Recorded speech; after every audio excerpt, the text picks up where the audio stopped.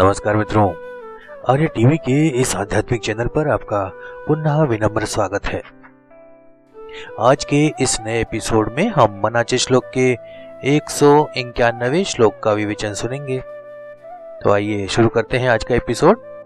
आज का श्लोक इस प्रकार है।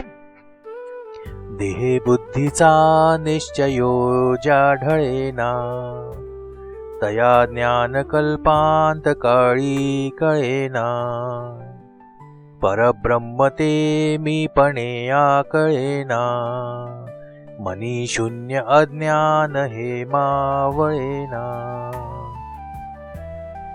मराठी भावार्थ ऐकूया।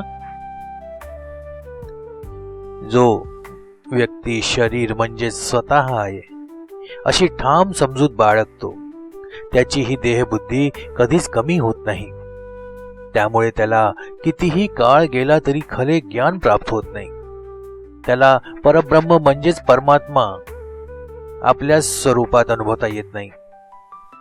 परिणामी त्याच्या मनातील अज्ञानाचे अंधार कधीही दूर होत नाही। हिंदी भावार्थ सुनते हैं। जो व्यक्ति यह पक्की धारणा रखता है कि वह केवल शरीर ही है, उसकी यह देह बुद्धि कभी समाप्त नहीं होती। इसलिए चाहे कल्पों तक समय बीत जाए फिर भी उसे सच्चा ज्ञान प्राप्त नहीं होता। उसे परब्रह्म अपने ही स्वरूप में समझ में नहीं आता। इसी कारण उसके मन में व्याप्त अज्ञान का अंधकार कभी दूर नहीं होता। आइए उसका विवेचन सुनते हैं। देह बुद्धि का अर्थ है स्वयं को केवल शरीर तक सीमित मानना। यह मान्यता व्यक्ति की चेतना को सीमित कर देती है और उसे आत्मिक उन्नति से दूर रखती है। यह अज्ञान का मूल कारण बनती है। जब मनुष्य यह सोचने लगता है कि मैं यह शरीर हूं, तब वह आत्मा के स्वरूप को भूल जाता है। मनुष्य जन्म के साथ ही देह को अपनी पहचान मान लेता है। माता पिता, समाज, शिक्षा और परिवेश व्यक्ति के भीतर देह बुद्धि को मजबूत करते हैं। जब बचपन से ही यह सिखाया जाता है कि तुम अमुक व्यक्ति हो, अमुक परिवार के हो, अमुक जाति या धर्म के हो, तब व्यक्ति अपनी वास्तविक सत्ता को भूलकर देह को ही सब कुछ मान लेता है। शरीर की सुख सुविधाओं में अधिक रुचि लेता है। अहंकार और स्वार्थ में वृद्धि होती है। सांसारिक वस्तुओं और संबंधों में आसक्ति बढ़ती जाती है और जन्म और मृत्यु के चक्र में फंसता जाता है, क्योंकि आत्मा और परमात्मा के प्रति उदासीनता रहती है मन में। जब कोई व्यक्ति स्वयं को केवल शरीर मानता है तो उसकी सोच और क्रियाएं इसी अनुरूप हो जाती हैं और उसकी प्राथमिकता केवल भौतिक सुख सुविधाओं की प्राप्ति बन जाती है। मानसिक स्तर पर मोह और माया की वृद्धि हो जाती है। अहंकार और स्वार्थ का वर्चस्व हो जाता है। क्रोध, लोभ, भय की अधिकता हो जाती है। आत्मज्ञान की प्राप्ति कठिन हो जाती है। भक्ति और साधना में रुचि कम हो जाने से परमात्मा और अस्तित्व को लेकर संशय बना रहता है। मनुष्य का मन उसकी चेतना को नियंत्रित करता है। यदि मन देह बुद्धि से ग्रस्त हो जाए तो वह आत्मज्ञान से दूर चला जाता है। मैं और मेरा की भावना ही इस संसार में बंधन का कारण है। जब तक व्यक्ति यह सोचता है कि मैं यह शरीर हूं, यह मेरा है, तब तक वह अज्ञान में डूबा रहता है। गुरु के सानिध्य में व्यक्ति अपने देह बुद्धि से मुक्त होकर आत्मज्ञान प्राप्त कर सकता है। सत्संग से आत्मचिंतन और सही दिशा का बोध होता है। ध्यान के माध्यम से मन को शांत किया जा सकता है और धीरे धीरे शरीर से अपनी पहचान को हटाया जा सकता है। आत्मनिरीक्षण करने की नितांत आवश्यकता है व्यक्ति को। मैं कौन हूं? इस प्रश्न पर बार बार विचार करने से देह बुद्धि कमजोर पड़ने लगती है। यह अभ्यास व्यक्ति को आत्मबोध की ओर ले जाता है। जब व्यक्ति यह समझ लेता है कि यह संसार अस्थायी है और सब कुछ नश्वर है, तब वह अपनी आसक्ति को त्याग कर देह बुद्धि से मुक्त होने की दिशा में बढ़ सकता है। संत ज्ञानेश्वर का उदाहरण, जब तक व्यक्ति अपने वास्तविक स्वरूप को नहीं पहचानता तब तक वह अज्ञान में ही जीता है। देह को ही अपनी पहचान मानना अंधकार में रहने जैसा है। रामकृष्ण परमहंस का दृष्टांत है कि साधक को समझाने के लिए कहा कि जैसे एक प्याज की परतें उतारो, वैसे ही अपने भीतर से देह बुद्धि को हटाते जाओ, एक एक परत हटाते जाओ देह बुद्धि की, तब जाकर आत्मा का साक्षात्कार होगा। ज्ञान की जो प्राप्ति है उसे प्राप्त करने में देह बुद्धि बहुत बड़ी बाधा है, क्योंकि ज्ञान केवल सूचनाओं या शास्त्रों के अध्ययन तक सीमित नहीं है। यह आत्मानुभूति है जो देह बुद्धि से परे जाकर प्राप्त होती है। जब तक व्यक्ति स्वयं को शरीर मानता है तब तक वह ज्ञान के वास्तविक स्वरूप को नहीं समझ सकता। अब देह बुद्धि ज्ञान की प्राप्ति में बाधक क्यों है? क्योंकि वह आध्यात्मिक साधना से विमुख हो जाता है, अपने अस्तित्व को देह तक सीमित मानता है, तो उसकी दृष्टि आत्मिक उन्नति से हटकर सांसारिक सुविधाओं तक केंद्रित हो जाती है। उसकी प्राथमिकता आत्मबोध नहीं होती बल्कि भौतिक उपलब्धियां बन जाती है। वह आध्यात्मिक विषयों को समझने में असमर्थ हो जाता है। रामदास स्वामी के अनुसार जब तक देह बुद्धि बनी रहती है तब तक व्यक्ति अज्ञान में ही रहता है, और यह अज्ञान व्यक्ति को जन्म मृत्यु के चक्र में फंसाए रखता है, माया मोह के बंधन से मुक्त नहीं होने देता, आत्म साक्षात्कार की संभावनाओं को कम कर देता है या समाप्त कर देता है। तो देह बुद्धि से मुक्त होकर ज्ञान की ओर कैसे बढ़ा जाए? तो इसकी पहली सीढ़ी है स्वाध्याय। शास्त्रों और संतों के वचनों का अध्ययन करके आत्मचिंतन करें, गुरु मार्गदर्शन करें, अनुभवी गुरु के मार्गदर्शन में आए और आध्यात्मिक साधना करें, नियमित ध्यान करें, मन को शांत करें और संसार की असारता को समझकर विषय वासनाओं से मुक्त हो। तब जाकर व्यक्ति देह बुद्धि से मुक्त हो सकता है। संत तुकाराम ने जी भी कहा है कि जब तक व्यक्ति शरीर को ही अपनी पहचान मानता है तब तक वह जन्म मृत्यु के बंधन से मुक्त नहीं हो सकता। स्वामी विवेकानंद कहते हैं कि आत्मा की अनुभूति के बिना केवल बौद्धिक ज्ञान निरर्थक है। जब व्यक्ति अपनी पहचान को शरीर से हटाकर आत्मा से जोड़ता है तभी वह सच्चे ज्ञान को प्राप्त करता है। परब्रह्म, जिसे हम परमात्मा, भगवान या शुद्ध चेतना के रूप में भी जानते हैं, वह असीम, अनंत और सर्वव्यापी है। परब्रह्म वह अस्तित्व है जो सभी जीवों में समाया हुआ है, लेकिन उसका आकार, रूप और पहचान भिन्न भिन्न हो सकती है।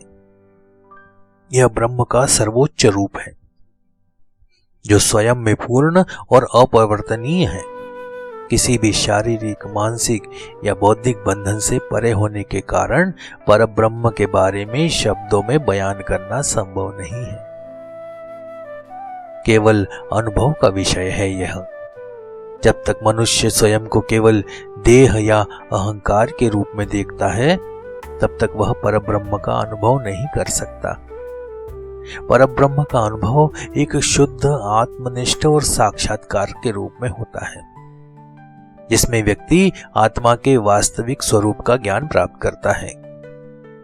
परब्रह्म वह स्थिति है जहां व्यक्ति स्वयं को न केवल शरीर और मस्तिष्क से परे देखता है बल्कि ब्रह्म से एकाकार हो जाता है। मीपणा या मैं, ये जो अहंकार है, मतलब स्वयं को मैं मानने की जो मानसिकता है, वह आत्मज्ञान की प्राप्ति में सबसे बड़ी बाधा है। क्योंकि जब व्यक्ति यह सोचता है कि मैं यह शरीर हूं या मेरा है, तो वह अपने वास्तविक स्वरूप से भ्रमित है। मीपणा या मैं का अर्थ है स्वयं को व्यक्तित्व के रूप में पहचानना, जो कि वास्तविकता से परे है। यह अहंकार की स्थिति है जो हमें अज्ञानता से मिली है, और यही स्थिति हमें आत्मज्ञान से दूर रखती है। मीपणा मैं व्यक्ति को यह विश्वास दिलाता है कि वह इस संसार का केंद्र है और उसे इस शरीर और भौतिक जीवन के साथ एकता महसूस होती है। यह मैं की भावना धीरे धीरे व्यक्ति के भीतर गहरे में समा जाती है और वह स्वयं को केवल शरीर, मन और अहंकार के रूप में पहचानने लगता है। और जब तक ये मैं की भावना बनी रहती है, व्यक्ति परब्रह्म या आत्मा की असल पहचान को नहीं समझ सकता। अहंकार और भौतिक सुखों में लिप्त व्यक्ति परब्रह्म के अस्तित्व को अनुभव नहीं कर सकता। जब व्यक्ति पूरी तरह से शरीर और भौतिक सुखों में खो जाता है तो उसकी मानसिकता केवल भौतिक उपलब्धियों और दुनिया की सांसारिक चीजों पर आधारित हो जाती है।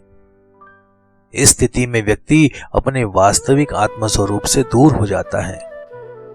अहंकार व्यक्ति को इस प्रकार भ्रमित करता है कि वह अपने अस्तित्व को केवल अपनी व्यक्तिगत पहचान तक सीमित मानने लगता है। यह अहंकार तब और गहरा हो जाता है जब व्यक्ति यह मानने लगता है कि उसकी सफलता, खुशियां और सभी सांसारिक सुख उसकी मैं भावना से जुड़ी हुई है। इससे वह ब्रह्म के सर्वोच्च रूप में या सर्वोच्च रूप से दूर चला जाता है और आत्मज्ञान की यात्रा से वंचित भी हो जाता है। भौतिक सुखों की प्राप्ति में मनुष्य इतना उलझ जाता है कि उसे आत्मा की शुद्धि और परब्रह्म की ओर ध्यान केंद्रित करने का समय नहीं मिलता। उसकी दृष्टि केवल भौतिकता तक सीमित हो जाती है। वह ब्रह्म के निराकार रूप को समझने में असमर्थ रहता है। तो इस मैं का अंत कैसे हो? आत्म परीक्षण, सेल्फ इंक्वायरी करना जरूरी है। आत्मनिरीक्षण यानी अपने भीतर झांकना परब्रह्म की अनुभूति की ओर पहला कदम है। आत्मनिरीक्षण का अर्थ है मैं कौन हूं? इस प्रश्न पर चिंतन करना। जब व्यक्ति इस पर गंभीरता से विचार करता है तो अपने बाहरी शरीर और भौतिक अस्तित्व से परे देखता है।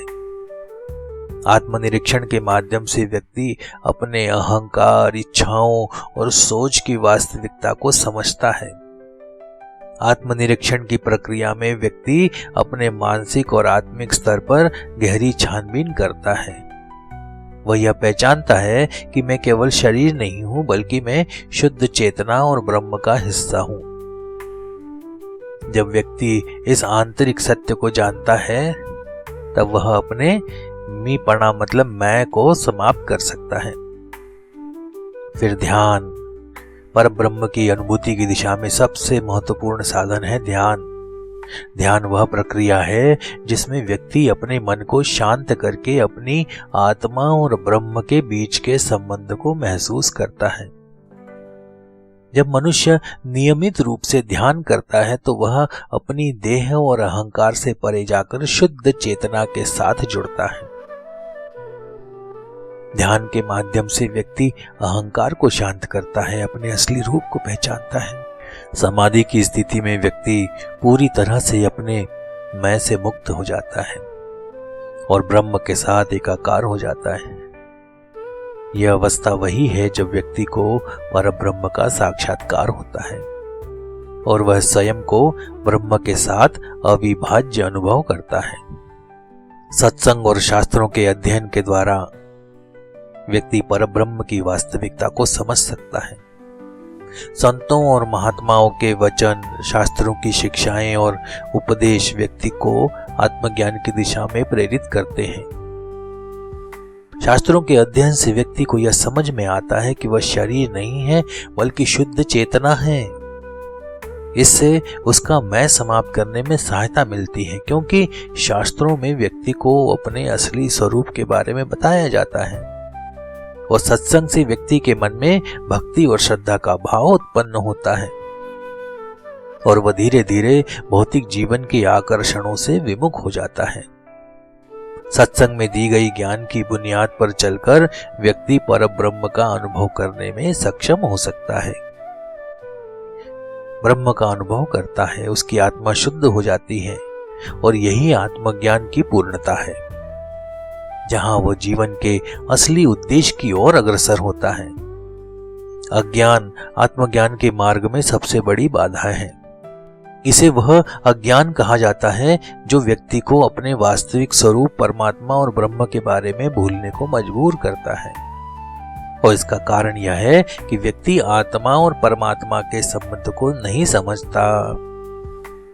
इस कारण वह भौतिकता में उलझकर आत्मज्ञान की प्राप्ति से वंचित रहता है।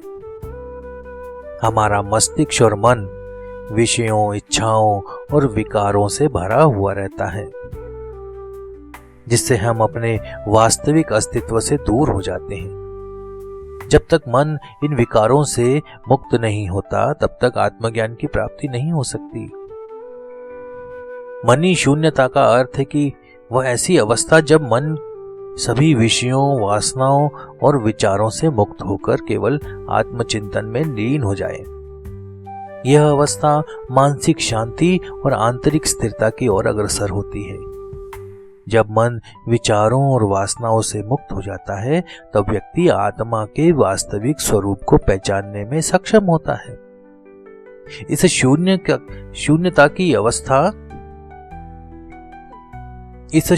की अवस्था में व्यक्ति अपने भीतर के शुद्ध ज्ञान को अनुभव करता है। मन की शून्यता का अर्थ यह नहीं है कि व्यक्ति किसी प्रकार की निष्क्रियता में चला जाता है, बल्कि इसका अर्थ है कि व्यक्ति अपने सभी बाहरी और आंतरिक विचारों को नियंत्रित करता है और केवल उस शुद्ध चेतना के साथ एकाकार होता है जो उसके भीतर है। जब मन शून्य हो जाता है तो विषयों और वासनाओं से परे जाकर आत्मचिंतन करता है। यह एक ऐसी अवस्था है जहां व्यक्ति का मन शांत होता है और अपने अस्तित्व को जानने की ओर बढ़ता है। इस अवस्था में आत्मा की अनुभूति होती है और व्यक्ति सच्चे ज्ञान की ओर अग्रसर होता है। अज्ञान का मुख्य कारण आत्मा और परमात्मा के संबंध को न समझना है। जब व्यक्ति केवल शरीर और मन के रूप में अपनी पहचान करता है, तो वह अपने वास्तविक अस्तित्व से अनजान रहता है और यह अज्ञान उसे भौतिकता और संसार के आकर्षण में उलझा देता है, जिससे वह अपने शुद्ध आत्म स्वरूप को पहचानने में असमर्थ रहता है। अज्ञान की पहचान तब होती है जब व्यक्ति यह सोचता है कि वह केवल शरीर, मन और इंद्रिय के रूप में ही है। वो परमात्मा से अलग है। वह सांसारिक सुखों में उलझकर ये भूल जाता है कि वह आत्मा का स्वरूप है जो परमात्मा का अंश है। अज्ञान का नाश करने के लिए व्यक्ति को अपनी देह बुद्धि से परे जाकर अपनी आत्मा और परमात्मा के बीच के संबंध को समझना होता है और इस समझ के लिए व्यक्ति को निरंतर साधना और आत्मनिरीक्षण करना चाहिए। जब व्यक्ति अपने भीतर की शुद्ध चेतना को अनुभव करता है, तब उसे अज्ञान का नाश होता है। जब देह बुद्धि नष्ट हो जाती है, तब व्यक्ति परमात्मा के साथ एकाकार हो जाता है। देह बुद्धि का नष्ट होना वह अवस्था है जब व्यक्ति अपने शरीर और अहंकार को एक झूठा रूप मानकर उनसे परे जाकर आत्मा के वास्तविक स्वरूप को अनुभव करता है। यह आत्मज्ञान की अवस्था है, जहां व्यक्ति समझता है कि वह परमात्मा का अंश है और परमात्मा ही उसकी असली पहचान है। इस अवस्था में व्यक्ति को यह अनुभव होता है कि परमात्मा एक ही है और यह संसार केवल एक भ्रम है। जब देह बुद्धि समाप्त होती है, तब व्यक्ति का अहंकार, इच्छाएं और सभी विकार नष्ट हो जाते हैं और वह शुद्ध चेतना के रूप में परमात्मा के साथ एकाकार हो जाता है। यह मुक्ति की अवस्था होती है। मुक्ति का अर्थ है संसार और भौतिक जीवन के सभी बंधनों से मुक्त होना। मुक्ति तब प्राप्त होती है जब व्यक्ति यह समझता है कि वह न केवल शरीर, मन या बुद्धि है, बल्कि वह शुद्ध चेतना है जो परमात्मा का अंश है। अज्ञान का नाश और मनी की शून्यता की प्राप्ति सतत साधना और आत्मचिंतन के माध्यम से होती है। जब व्यक्ति निरंतर आत्मनिरीक्षण करता है और ध्यान करता है, शास्त्रों का अध्ययन करता है तब वह धीरे धीरे अपने भीतर की शुद्ध चेतना को पहचानने लगता है। साधना के दौरान व्यक्ति अपने मन को शांत कर लेता है, विषय वासनाओं से मुक्त कर लेता है। आत्मचिंतन के माध्यम से व्यक्ति अपनी आंतरिक अवस्था को देखता है और उसे शुद्ध करता है। यह मानसिक और आत्मिक शुद्धता उसे आत्मज्ञान की ओर ले जाती है। तो मित्रों, आज का ये विवेचन यहीं समाप्त करते हैं। आज का एपिसोड थोड़ा सा लंबा हो गया है, मगर विषय की गहनता को देखते हुए इसे पूर्ण रूप से विवेचित करना आवश्यक था। अगर आपको हमारे वीडियो पसंद आ रहे हैं तो आपके कमेंट्स, सुझाव हमें अवश्य दीजिए। चैनल को सब्सक्राइब नहीं किया है तो अभी इसे सब्सक्राइब कर लें ताकि आने वाले वीडियो के नोटिफिकेशन आपको समय पर मिलते रहें। मिलते हैं अगले एपिसोड में एक नए श्लोक, उसके भावार्थ और विवेचन के साथ। तब तक के लिए जय जय रघुवीर समर्थ। नमस्कार।